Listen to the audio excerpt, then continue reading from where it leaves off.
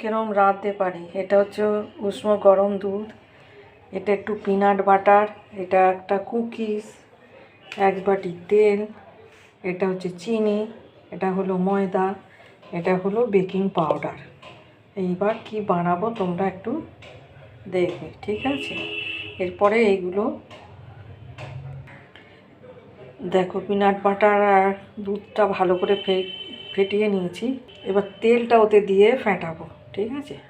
দেখো ময়দার তেলটা দিয়ে ব্যাটারটা প্রায় রেডি হয়ে গেছে। এবার একটু বেকিং সোডা দিয়ে দেবো। এসেন্সটা দেবো না, মানে এসেন্সটা দেওয়ার দরকার নেই, কুকিজটাতেই যে আছে, তো এসেন্স দেওয়ার দরকার নেই। ব্যাটারটা রেডি হয়ে গেছে।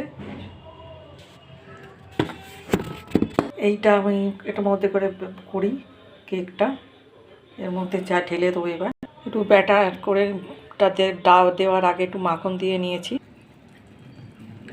রেডি আমার কেক।